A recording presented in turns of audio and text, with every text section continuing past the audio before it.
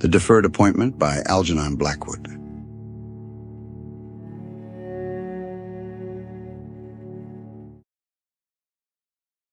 The little photographic studio in the side street beyond Shepherd's Bush had done no business all day, for the light had been uninviting to even the vainest sitter, and the murky sky that foreboded snow had hung over London, without a break since dawn. Pedestrians went hurrying and shivering along the pavements, disappearing into the gloom of countless ugly little houses the moment they passed beyond the glare of the big electric standards that lit the thundering motor buses in the main street. The first flakes of snow, indeed, were already falling slowly, as though they shrank from settling in the grime. The wind moaned and sang dismally, catching the ears and lifting the shabby coat-tails of Mr. Mortimer Jenkyn, photographic artist, as he stood outside and put the shutters up with his own cold hands in despair of further trade. It was 5 minutes to 6, with a lingering glance at the enlarged portrait of a fat man in Masonic regalia, who was the pride and glory of his window front. He fixed the last hook of the shutter and turned to go indoors. There was developing and framing to be done upstairs. Not very remunerative work, but better at any rate than waiting in an empty studio for customers who did not come, wasting the heat of 2 oil stoves into the bargain. And it was then, in the act of closing the street door behind him, that he saw a man standing in the shadows of the narrow passage, staring fixedly into his face. Mr. Jenkyn admits that he jumped. The man was so very close, yet he had not seen him come in, and in the eyes was such a curiously sad and appealing expression. He had already sent his assistant home, and there was no other occupant of the little 2-story house. The man must have slipped past him from the dark street while his back was turned. Who in the world could he be, and what could he want? Was he beggar, customer, or rogue? "Good evening," Mr. Jenkyn said, washing his hands, but using only half the oily politeness of tone with which he favored sitters. He was just going to add "sir," feeling it wiser to be on the safe side, when the stranger shifted his position so that the light fell directly upon his face, and Mr. Jenkyn was aware that he recognized him. Unless he was greatly mistaken, it was the second-hand bookseller in the main street. "Ah, it's you, Mr. Wilson," he stammered, making half a question of it, as though not quite convinced. "Pardon me, I did not quite catch your face. I was just shutting up." The other bowed his head in reply. "Won't you come in?" "Do, please." Mr. Jenkyn led the way. He wondered what was the matter. The visitor was not among his customers. Indeed, he could hardly claim to know him, having only seen him occasionally, when calling at the shop for slight purchases of paper and what not. The man, he now realized, looked fearfully ill and wasted, his face pale and haggard. It upset him, rather, this sudden, abrupt call. He felt sorry, pained. He felt uneasy. Into the studio they passed, the visitor going first as though he knew the way, Mr. Jenkyn noticing through his flurry that he was in his Sunday best. Evidently he had come with a definite purpose. It was odd. Still without speaking, he moved straight across the room and posed himself in front of the dingy background of painted trees facing the camera. The studio was brightly lit. He seated himself in the faded armchair, crossed his legs, drew up the little round table with the artificial roses upon it in a tall, thin vase, and struck an attitude. He meant to be photographed. His eyes, staring straight into the lens, draped as it was with the black velvet curtain, seemed, however, to take no account of the photographic artist. But Mr. Jenkyn, standing still beside the door, felt a cold air playing over his face, that it was not merely the winter cold from the street. He felt his hair rise. A slight shiver ran down his back. In that pale, drawn face, and in those staring eyes across the room that gazed so fixedly into the draped camera, he read the signature of illness that no longer knows hope. It was death that he saw. In a flash, the impression came and went, less than a second. The whole business, indeed, had not occupied 2 minutes. Mr. Jenkyn pulled himself together with a strong effort, dismissed his foolish obsession, and came sharply to practical considerations. "Forgive me," he said a trifle thickly, confusedly, "but I did not quite realize. You desire to sit for your portrait, of course. I have had such a busy day, and hardly looked for a customer so late." The clock, as he spoke, struck 6, but he did not notice the sound. Through his mind ran another reflection. A man shouldn't have his picture taken when he's ill and next door to dying. Lord, he'll want a lot of touching up and finishing, too. He began discussing the size, price, and length, the usual rigmarole of his profession, and the other, sitting there, still vouchsafed no comment or reply. He simply made the impression of a man in a great hurry who wished to finish a disagreeable business without unnecessary talk. Many men, reflected the photographer, were the same. Being photographed was worse to them than going to the dentist. Mr. Jenkyn filled the pauses with his professional running talk and patter, while the sitter, fixed and motionless, kept his first position and stared at the camera. The photographer rather prided himself upon his ability to make sitters look bright and pleasant, but this man was hopeless.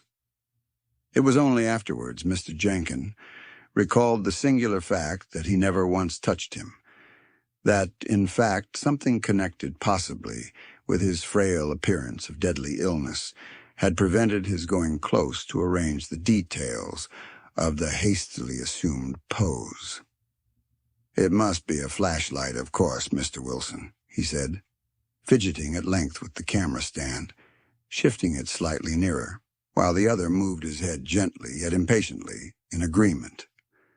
Mr. Jenkyn longed to suggest his coming another time when he looked better, to speak with sympathy of his illness, to say something, in fact, that might establish a personal relation. But his tongue in this respect seemed utterly tied.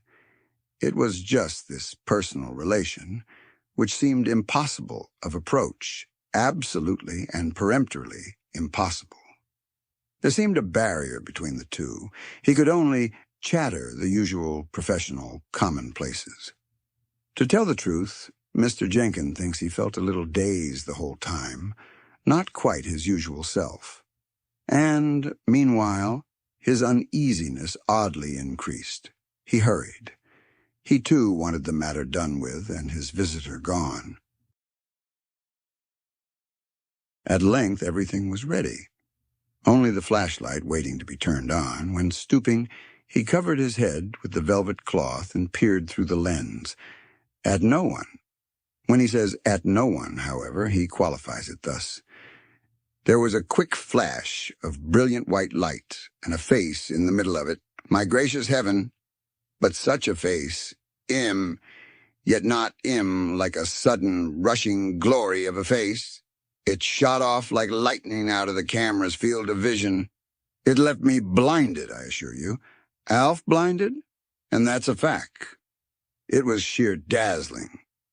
It seems Mr. Jenkyn remained entangled a moment in the cloth, eyes closed, breath coming in gasps, for when he got clear and straightened up again, staring once more at his customer over the top of the camera, he stared for the second time at no one, and the cap that he held in his left hand he clapped feverishly over the uncovered lens. Mr. Jenkyn staggered, looked hurriedly round the empty studio, then ran, knocking a chair over as he went, into the passage. The hall was deserted, the front door closed. His visitor had disappeared, almost as though he had never been there at all. Thus he described it to himself in a terrified whisper. And again he felt the hair rise on his scalp. His skin crawled a little, and something put back the ice against his spine. After a moment he returned to the studio and somewhat feverishly examined it. There stood the chair against the dingy background of trees, and there, close beside it, was the round table with the flower vase. Less than a minute ago, Mr. Thomas Wilson, looking like death, had been sitting in that very chair. "It wasn't all a sort of dreaming then," ran through his disordered and frightened mind. "I did see something." He remembered vaguely stories he had read in the newspapers, stories of queer warnings that saved people from disasters, apparitions, faces seen in dream, and so forth. Maybe, he thought with confusion, something's going to happen to me. Further than that he could not get for some little time, as he stood there staring about him, almost expecting that Mr. Wilson might reappear as strangely as he had disappeared. He went over the whole scene again and again, reconstructing it in minutest detail. And only then, for the first time, did he plainly realize two things which somehow or other he had not thought strange before, but now thought very strange. For his visitor, he remembered, had not uttered a single word, nor had he, Mr. Jenkyn, once touched his person. And thereupon, without more ado, he put on his hat and coat, and went round to the little shop in the main street to buy some ink and stationery, which he did not in the least require. The shop seemed all as usual, though Mr. Wilson himself was not visible behind the littered desk. A tall gentleman was talking in low tones to the partner. Mr. Jenkyn bowed as he went in, then stood examining a case of cheap stylographic pens, waiting for the others to finish. It was impossible to avoid overhearing. Besides, the little shop had distinguished customers sometimes, he had heard, and this evidently was one of them. He only understood part of the conversation, but he remembers all of it. Singular, yes, these last words of dying men, the tall man was saying. Very singular. You remember Newman's, More Light, wasn't it? The bookseller nodded. Fine, he said, fine. That. There was a pause. Mr. Jenkyn stooped lower over the pens. This, too, was fine in its way, the gentleman added, straightening up to go. The old promise, you see, unfulfilled but not forgotten, cropped up suddenly out of the delirium. Curious, very curious. A good, conscientious man to the last. In all the 20 years I've known him, he never broke his word.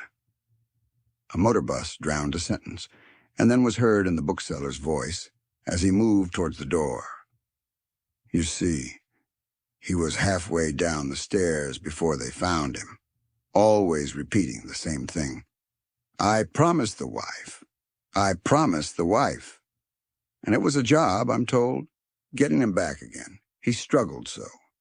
That's what finished him so quick, I suppose. 15 minutes later, he was gone, and his last words were always the same. I promised the wife. The tall man was gone, and Mr. Jenkyn forgot about his purchases. When did it happen? He heard himself asking in a voice he hardly recognized as his own.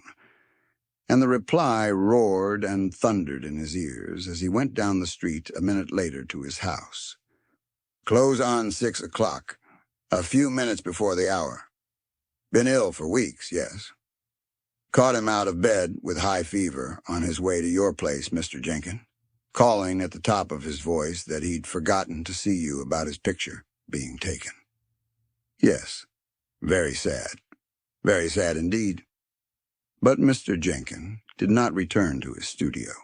He left the light burning there all night. He went to the little room where he slept out, and next day gave the plate to be developed by his assistant. Defective plate, sir, was the report in due course. Shows nothing but a flash of light, uncommonly brilliant. "Make a print of it all the same," was the reply. 6 months later, when he examined the plate and print, Mr. Jenkyn found that the singular streaks of light had disappeared from both. The uncommon brilliance had faded out completely, as though it had never been there.